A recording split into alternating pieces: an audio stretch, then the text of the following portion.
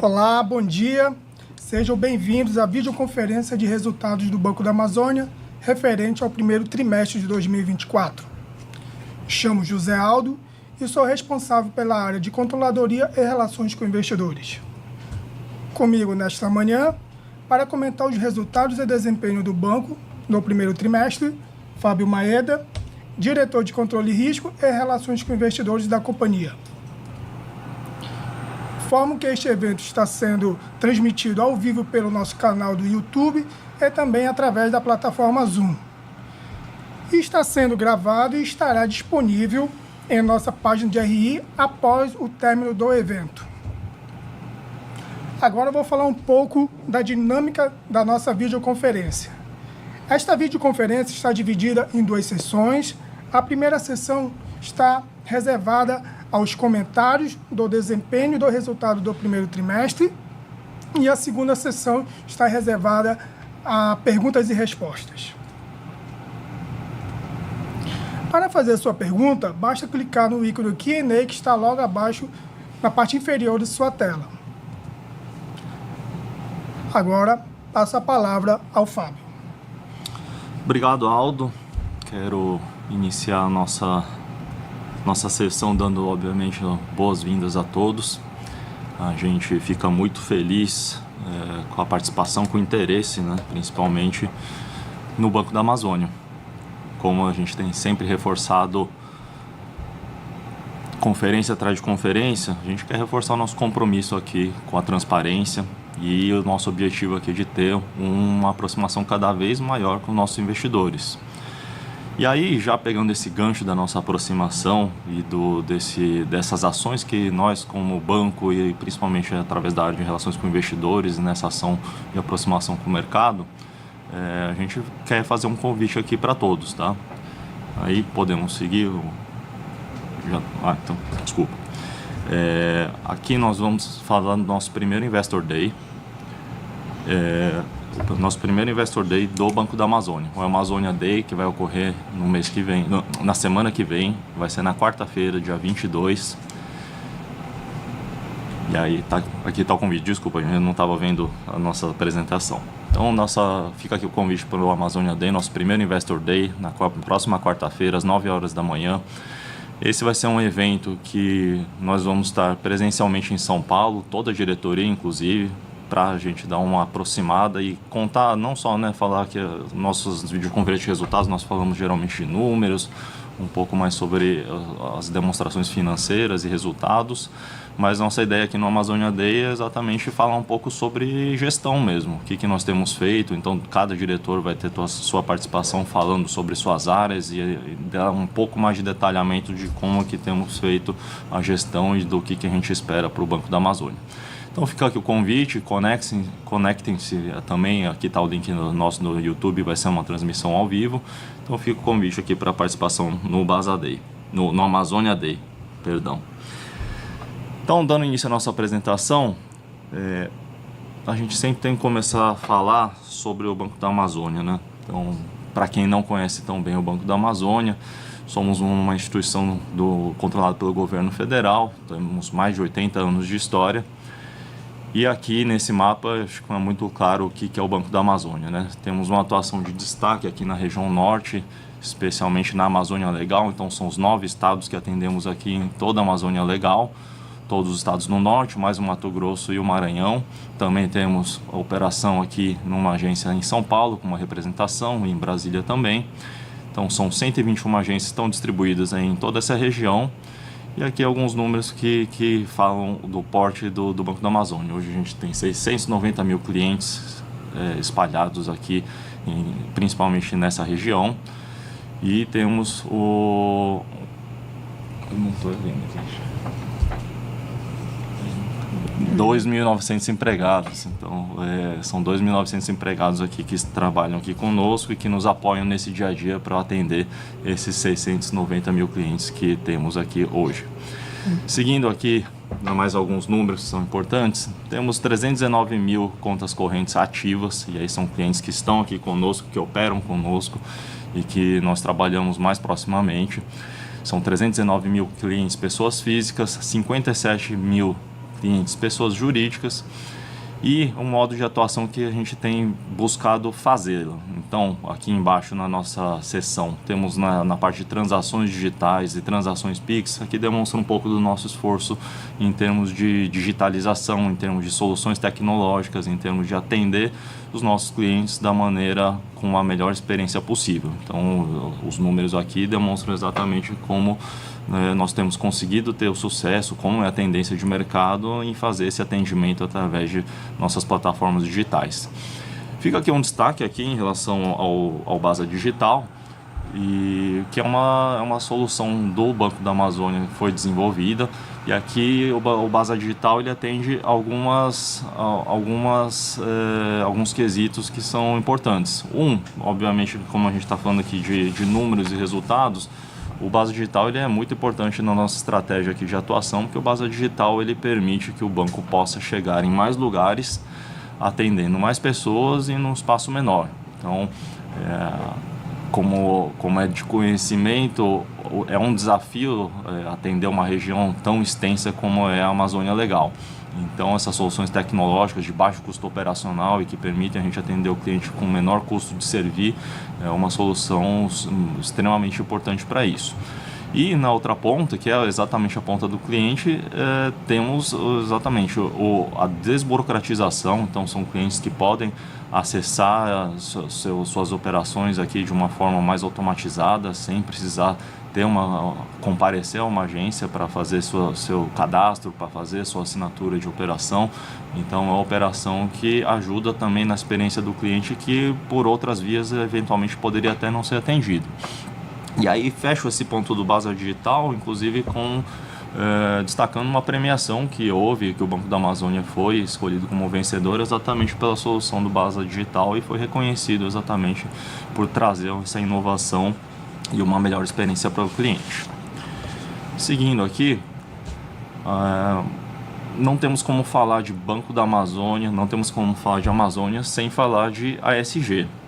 O ASG é central no Banco da Amazônia em sua atuação, não só pela região como pela atividade. Então, as atividades que financiamos, os clientes que temos, a região onde eles estão, eles demandam, e é um valor aqui do Banco da Amazônia que nós tenhamos os melhores padrões ASG para serem entregues aqui. Então, números que mostram aqui como na prática atuamos aqui com a ASG. Então, temos aqui 1,7 bilhões que foram investidos em municípios de baixa e média renda, 1,2 bilhões aplicados em linhas verdes, 664 milhões aplicados em municípios localizados em faixa de fronteira, que geralmente tem um menor índice também de desenvolvimento, 204 milhões investidos no Pronaf, um apoio aqui à agricultura familiar. E aqui, sob o ponto de vista de diversidade, são 18,7 milhões aplicados para as mulheres. É um programa feito pelo Banco da Amazônia de diferenciação, são taxas diferenciadas, é um programa com incentivo para o crédito para as mulheres. Então também a gente se orgulha muito desse produto, e é um produto que tem correspondido aqui, e nós temos conseguido fazer um diferencial aqui para as mulheres. Seguindo aqui, falando ainda também de ASG, acho que também a gente destaca 1,4 bilhões aplicados no pequeno porte, 69,3 milhões aplicado em microcrédito. Aqui no microcrédito é uma operação, né, que não é ainda a maior operação do banco, obviamente, mas aqui vemos uma grande oportunidade de crescimento, não só obviamente sobre o aspecto do que o microcrédito tem em relação a impacto, né, em empregos, impacto na vida das pessoas, mas o microcrédito também tem um grande potencial de ser um negócio relevante aqui para o banco. E um outro destaque também em relação à atuação são 681,9 milhões investidos em infraestrutura. E aqui entendemos muito aqui o papel da infraestrutura também como potencializador desse desenvolvimento do fomento da região. É uma região, toda a região aqui da Amazônia Legal, ela carece de muitos investimentos em infraestrutura em todas as partes, então desde transmissão elétrica, concessões, aeroportos. Então são todos investimentos que entendemos como necessários para o desenvolvimento econômico e social também da região. Seguindo aqui, vamos para os nossos números, nossos destaques do período. Iniciamos aqui falando do nosso lucro líquido. Então, tivemos um lucro líquido registrado no trimestre de 206,8 milhões. Esse é um número que foi 27,9% menor do que no primeiro trimestre de 2023. Vamos detalhar aqui mais à frente os fatores que levaram, né, esse número a ser menor, e a gente vai falar com bastante detalhe sobre isso. Atingimos um patrimônio, fechamos com um patrimônio líquido de 5,9 bilhões, um crescimento de 21,3% em relação ao mesmo período do ano anterior. Nosso ROE ajustado, nossa margem de lucro ajustada, fechamos em 23,5%, 6 pontos percentuais abaixo do mesmo período do ano anterior. Isso, obviamente, tem a conexão também com a queda, né, em relação ao meu período do ano anterior do lucro líquido do nosso resultado. Nossa carteira de crédito atingiu 51,5 bilhões de reais, foi 8,5% acima do mesmo período de 23, demonstrando que já temos declarado como estratégia do Banco da Amazônia de um crescimento de sua operação, um crescimento da sua carteira. Então é um número que nós temos muita expectativa de continuar apresentando também, uma expansão aqui da nossa carteira de crédito. Nosso índice de Basileia a 13,3, meio ponto percentual em relação ao mesmo período também do ano anterior. Aqui reflete, né, que mesmo tendo um lucro líquido que foi menor do que o período do ano anterior, mas foi um lucro líquido positivo, relevante, robusto, e ele aí também então traz um reforço aqui no nosso capital. E por fim, a nossa inadimplência, que atingiu o número de 2,11%, também acima do mesmo período do ano anterior. E como eu falei, acho que o ponto do resultado e da inadimplência, e a gente vai destacar com um pouco mais de detalhe aqui à frente. Aí vamos seguindo na apresentação. Um pouco mais aqui da nossa janela de resultado líquido. Então foi, como falamos, né, 206,8 milhões no período do resultado. Isso acompanha também, né, como podemos ver aqui nos gráficos aqui de baixo, um resultado de intermediação financeira, um resultado operacional também abaixo. Então aqui a gente demonstra, né, sobre esse ponto de vista operacional, de onde está vindo esse resultado líquido abaixo do mesmo período. Mas aqui, antes também da gente entrar ainda nas explicações desses porquês, a gente quer falar aqui de receita de intermediação financeira. Então é super importante que notemos que a nossa operação, a expansão dessa nossa operação tem gerado aqui um número muito relevante. Então foi a maior receita de intermediação financeira em qualquer trimestre que tivemos registrado aqui no banco. Então isso demonstra que essa expansão da nossa carteira, essa expansão que temos demonstrado, tem refletido em receita aqui. Então, sobre todas as linhas de receita, né, o Delcreder que recebemos pela tomada de risco de crédito, as taxas também de administração. Então, enfim, são números que mostram aqui que a gente tem gerado caixa, gerado resultado, e isso aí é uma tendência também que a gente espera para os próximos períodos. Seguindo, a gente faz um pouco de inversão de ordem aqui em relação ao que costumamos apresentar em relação ao nosso segmento de apresentação, mas é exatamente para demonstrarmos aqui e chegarmos no ponto mais relevante em termos do resultado. Aqui no canto inferior direito nós temos as despesas de provisão. Então o fator mais relevante com certeza para o resultado do trimestre, né, que foi abaixo do período em relação ao ano anterior, foi a PCLD. Então tivemos uma PCLD que eu acho que podemos destacar aqui em 3 principais fatores. Um principal fator se reflete em relação à nossa exposição da carteira. Então o saldo da carteira de crédito tem crescido constantemente, e aí naturalmente também a despesa de PCLD cresce com esse saldo maior. E 2 pontos aqui aí que são tivemos 3 casos de recuperações judiciais e decisões judiciais que impactaram aqui a nossa despesa de provisão. Esses casos aqui específicos de recuperação e decisões judiciais atingiram um montante de 90 milhões, então foram números bastante relevantes e que explicam grande parte aqui, na verdade, desse aumento em relação ao período anterior dessa despesa de provisão. Temos que ficar claro que são casos pontuais, não são casos que identificamos e que temos a impressão de que é algo estrutural. Então, os casos de recuperação judicial são casos específicos, um caso no rural, um caso no não rural, e uma decisão judicial também que foi cumprida pelo banco e que também causou uma PSLD aqui maior. Uma segunda linha é uma reclassificação de risco, então a gente até vai ver no próximo slide depois também com um pouco mais de detalhe, mas tivemos aqui um leve aumento da nossa inadimplência. Essa inadimplência acaba trazendo algumas reclassificações de risco, algumas reclassificações de arrasto em grupo econômico, e aí tivemos aqui uma PSLD maior também nesse ponto mais pulverizado.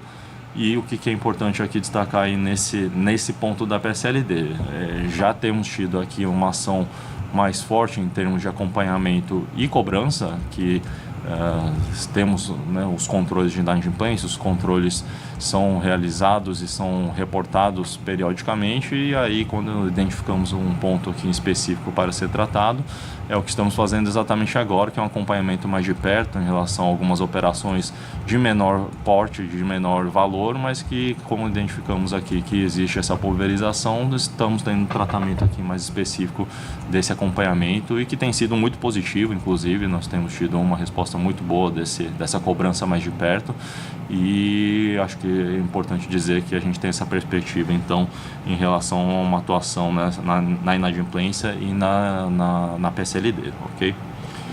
Seguindo aqui então, próximo slide, e aí que a gente traz um pouco dessa figura em termos de qualidade do crédito, porque apesar de termos tido, como a gente falou, uma PSLD num volume maior, a nossa qualidade da carteira de crédito, comprovadamente aqui, podemos ver aqui nesse slide como ela continua de alta qualidade. Temos mais de 90% da nossa carteira em ratings de maior qualidade, de 2As até C, e nossa inadimplência aqui, como falamos que houve um aumento, né, tanto em relação ao final do ano anterior, chegando agora em 2,11 contra 1,92 do final do ano de 2023 e 1,42, né, do mesmo período lá em março de 2023. Então hoje estamos com a inadimplência de 2,11%, mas continuamos assim muito abaixo do sistema financeiro nacional, e abaixo aqui também temos um recorte em relação à inadimplência em pessoa física e pessoa jurídica. Seguindo, vamos falar aqui um pouco então do nosso crescimento da carteira de crédito. Detalhando aqui nossa carteira de crédito, então foram, como já falamos, 8,5% de crescimento na nossa carteira ativa de crédito. Atingimos 51,5 bilhões aí, envolvendo tanto a nossa carteira FNO como a nossa carteira de demais fontes. A distribuição aqui da nossa carteira entre pessoas físicas e pessoas jurídicas, isso nós destacamos na apresentação passada, como foi uma virada de chave aqui, né? Tínhamos mais clientes, pessoas, em termos de exposição, né? A gente tinha mais cliente em pessoa jurídica do que pessoa física. Passamos a ter um saldo de carteira maior de pessoa física do que pessoa jurídica, e mantemos aqui essa posição no período agora do primeiro trimestre de 2024. Também destacamos aqui nossa posição de rural. O rural é uma exposição bastante relevante aqui no banco, então 27,3 bilhões da carteira ativa do Banco da Amazônia, ele vem do crédito rural, e 24 bilhões aqui do não rural. Também um destaque aqui na carteira de crédito é, como a gente falou, da porção de infraestrutura. Então 20% da carteira ativa do Banco da Amazônia ele vem da carteira de infraestrutura.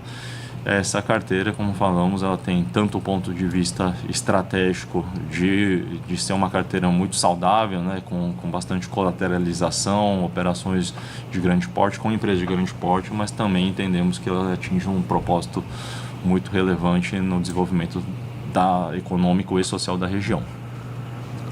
Seguindo. Aqui mais um número em relação ao nosso desempenho operacional. Então foi o maior volume aplicado nesse primeiro trimestre para o Banco da Amazônia. Então falamos de fomento, então foi 30% acima do mesmo período de 2023. foram 3 bilhões contratados em fomento na região.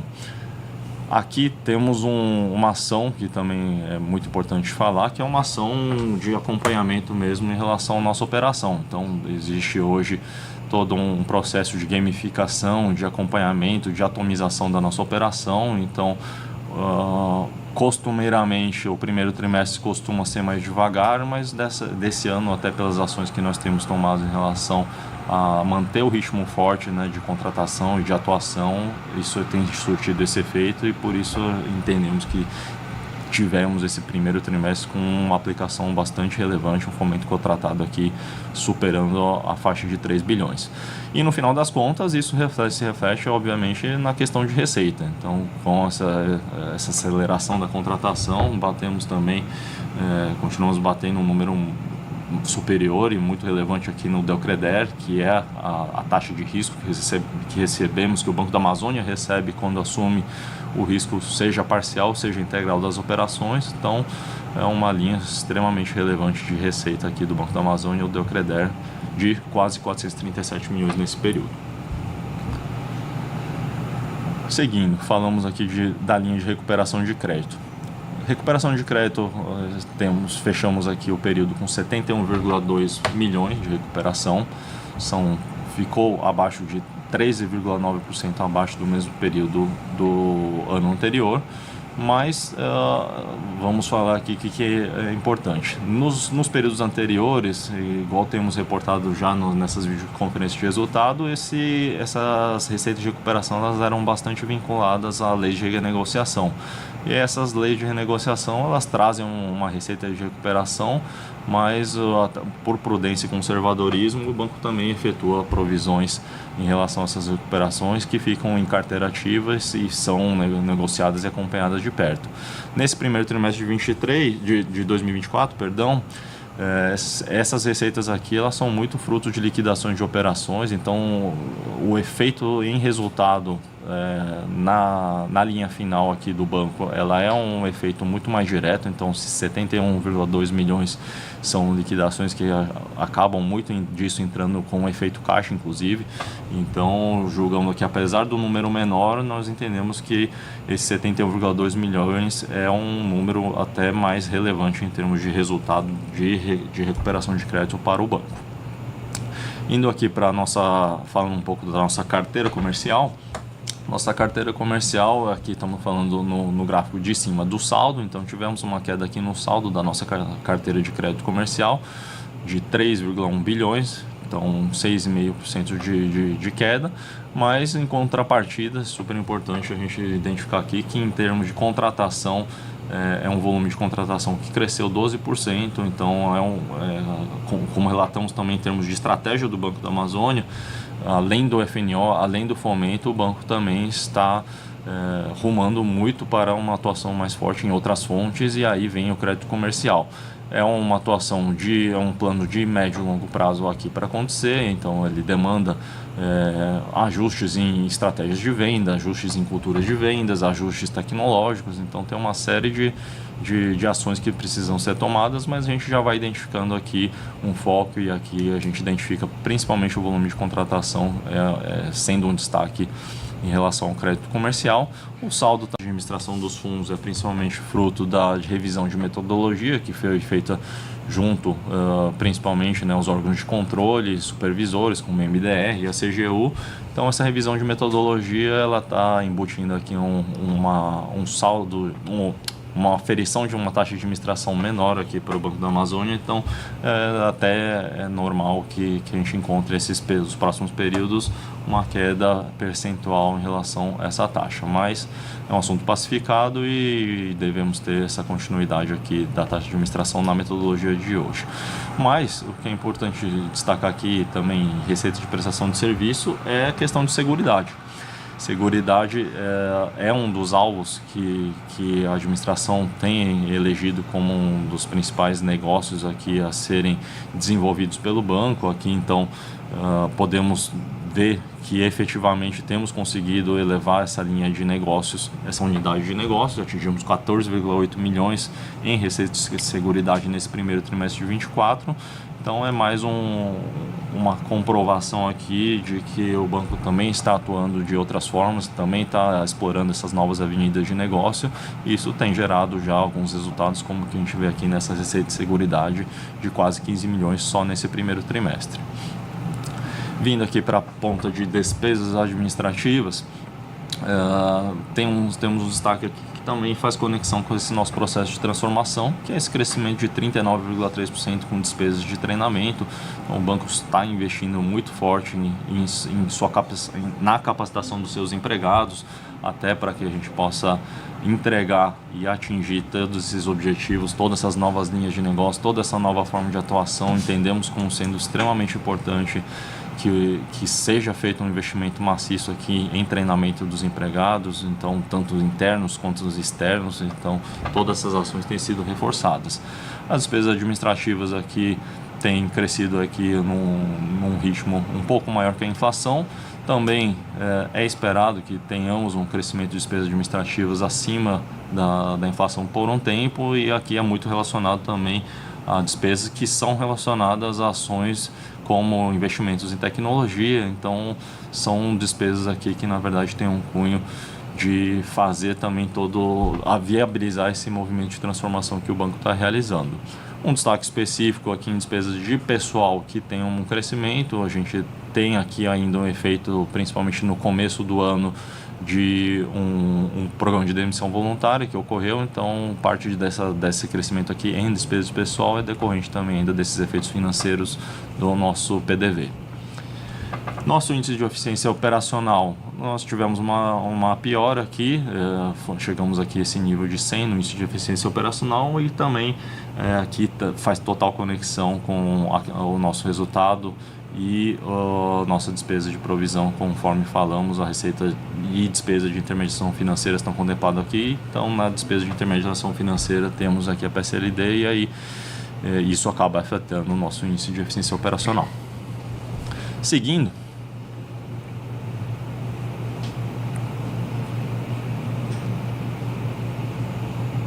paramos.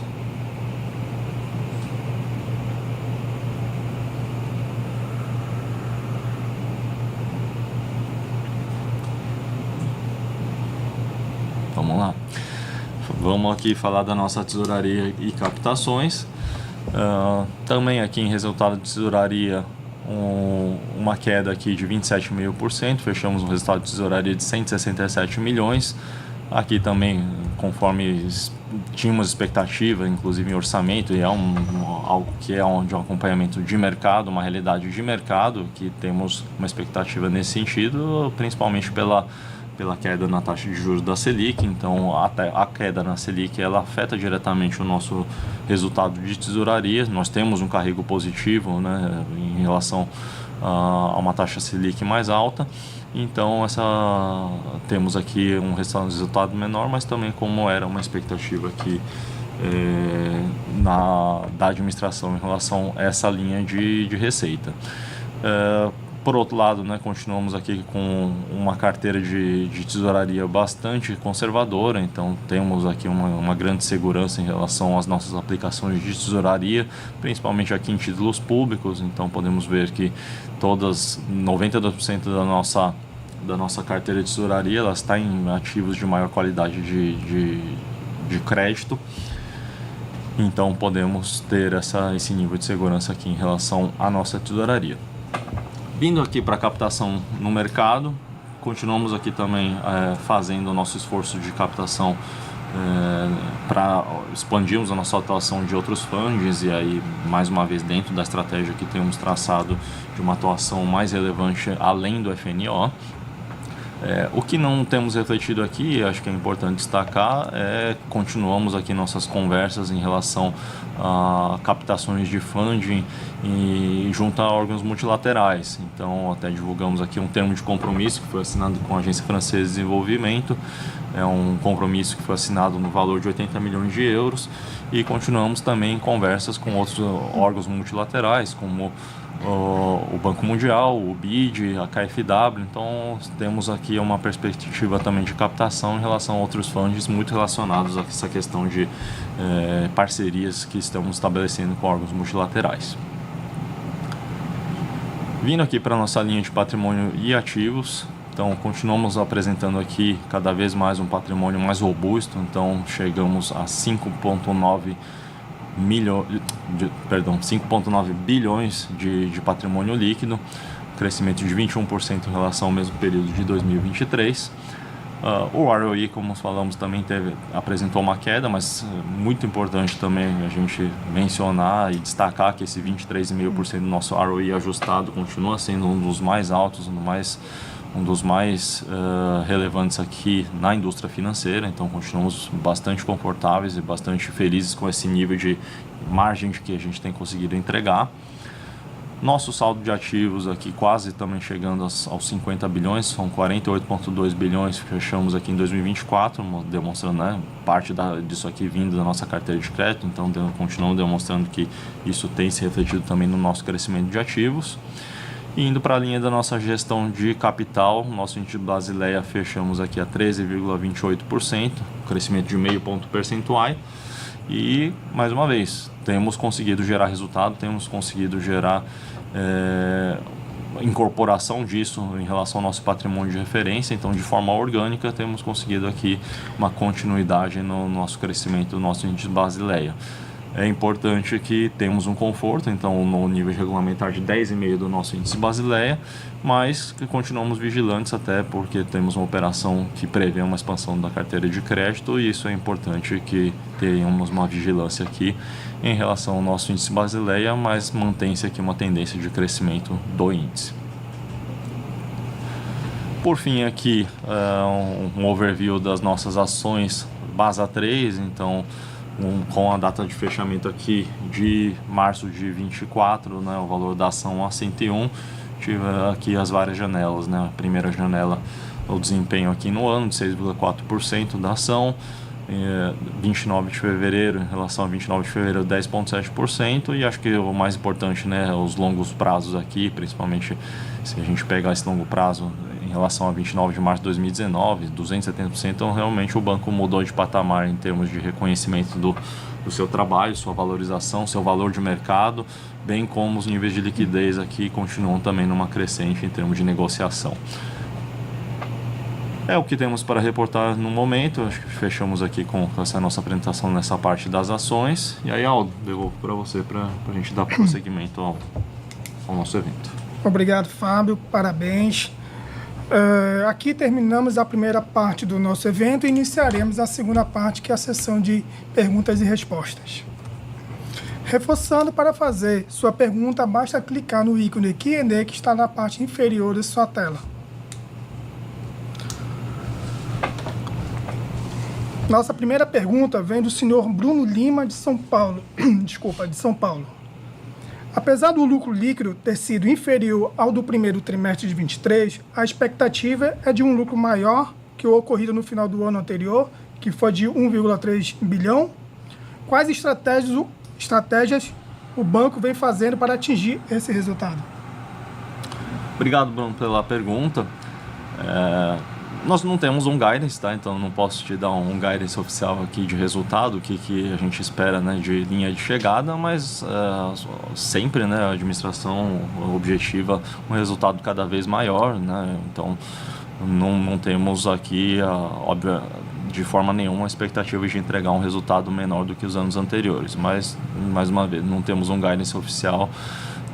É um esforço da administração. Acho que as linhas que a gente precisa destacar aqui, conforme passamos aqui em nossa revisão estratégica, temos novas linhas de negócio que queremos explorar. Então o vídeo que destacamos aqui como uma evolução muito positiva aqui em termos de desempenho na receita de seguridade.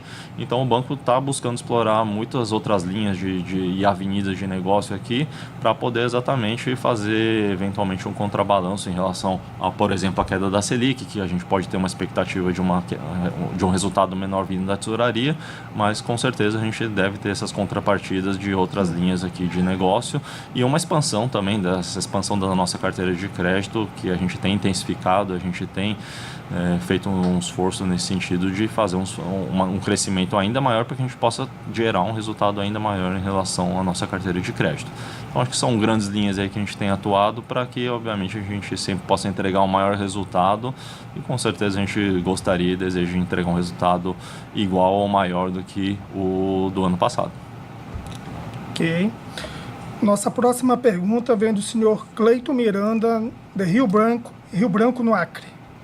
Uma importante ação de manutenção e ampliação de resultados é, sem dúvida, a modernização tecnológica da empresa, principalmente com foco estratégico voltado às soluções financeiras satisfatórias para os clientes. Quais são as principais estratégias do BASA para esta finalidade? Perfeito. É uma ótima pergunta e algo que é um dos principais assuntos aqui que a gente tem tratado na administração. Primeiro, investimentos em tecnologia. Com certeza a gente tem reforçado nossos investimentos em tecnologia, então temos buscado aqui em mercado contratar as melhores soluções, contratar os melhores prestadores de serviço, então temos uma busca muito grande por qualidade em relação a tudo que envolve tecnologia.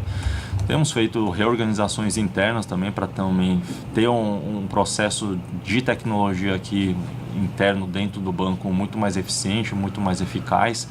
Então a gente está trabalhando dentro de um processo tanto organizacional quanto de investimento e quanto de soluções em todas essas frentes aqui para a gente poder trazer uma experiência cada vez maior, né? Tanto para os nossos processos, acho que tem uma questão também de processos de tecnologia que envolvem, né, internamente o banco, mas obviamente principalmente para poder trazer a melhor experiência para o cliente. Então todas essas novas linhas de atuação que a gente busca trazer aqui, né, mais uma vez, né, vou falar de seguridade, mas todas as outras, crédito comercial, outros produtos que venham, tudo isso é super importante. A gente entende que é importante e por isso que a gente está buscando essas integrações para que o cliente possa ter uma experiência única e que possa fazer tudo de uma forma mais automatizada, com o menor tempo possível. Então temos todas essas frentes atuando aqui para poder atingir esses objetivos finais.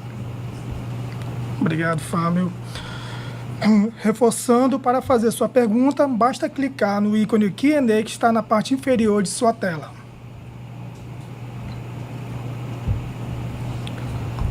Temos uma pergunta que chegou agora. Nossa próxima pergunta vem da senhora Lúcia Correia, de São Paulo. Com a alta da provisão para créditos de liquidação duvidosa, como ocorrerá o controle da inadimplência? Obrigado pela pergunta, Lúcio. A gente tem que separar essa pergunta em duas partes, acho. Tivemos aqui um aumento da provisão, e a gente pode reforçar esse ponto aqui, mas entendemos aqui que temos a questão pontual, tá? Então, falamos aqui das situações, né, de decisões e recuperações judiciais que afetaram o banco. Então, essa é uma ponta que a gente não entende por nenhuma maneira que haja um tipo de recorrência nesse sentido. E nas outras linhas que a gente está falando de PSLD, tem mais uma vez, né, a questão de um crescimento normal de PSLD. Então, qualquer expansão de carteira de crédito, por melhor que seja a qualidade dessa carteira de crédito, ela vai trazer uma provisão maior. E o principal ponto, e aí se conecta à segunda parte, né, da tua pergunta, que a gente tem que fazer são essas provisões que são de forma mais estrutural.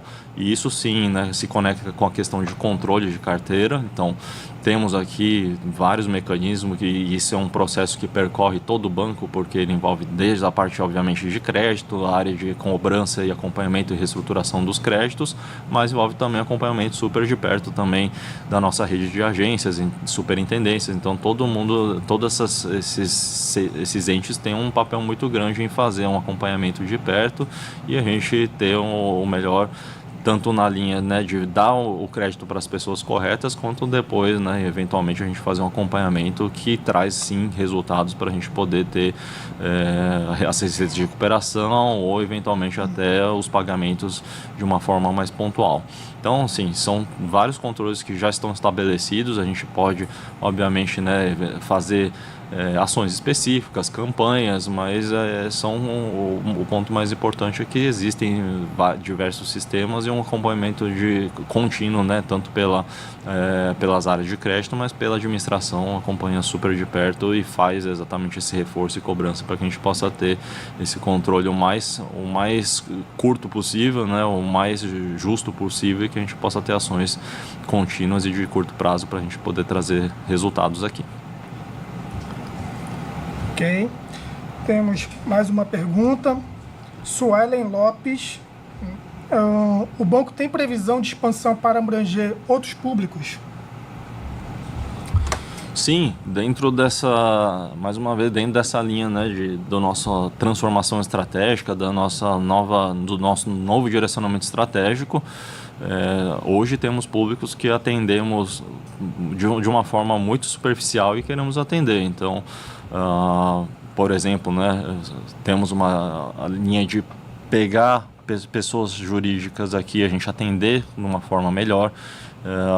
Então, temos desde novos produtos, então vamos pegar clientes nossos, pessoas jurídicas, explorar melhor, né, esses clientes, ter um pouco mais de principalidade, não vou dizer principalidade total, mas um pouco mais de serviços atrelados a esses clientes. Então a gente busca assim, tanto em formas de produtos para atender os mesmos públicos, quanto alguns novos públicos, a gente vai buscar sim essa atuação para poder fazer uma expansão da carteira, porque não podemos fazer uma expansão relevante da forma como pretendemos, fazendo as mesmas coisas para a mesma base de cliente. Então estamos atuando em todas essas frentes aqui para a gente possa atender mais públicos e atender o mesmo público de uma forma mais amplificada. Obrigado, Fábio. Assim, encerramos neste momento a sessão de perguntas e respostas. Gostaria de passar novamente a palavra ao Fábio para as considerações finais. Obrigado, Aldo. Acho que mais uma vez gostaria de agradecer mais uma videoconferência aqui de resultados, que é esse nosso esforço de continuar atendendo. Então fica esse compromisso mais uma vez de que a gente tenha esse encontro trimestralmente aqui para falarmos do banco, para falarmos dos nossos resultados. Quero mais uma vez reforçar, né, acho que o nosso convite para o Amazônia Day, que será na semana que vem. Estão todos mais convidados a participar e conhecer, né? Algumas dessas perguntas, inclusive, serão muito mais bem exploradas aí no nosso Investor Day, no nosso Amazônia Day.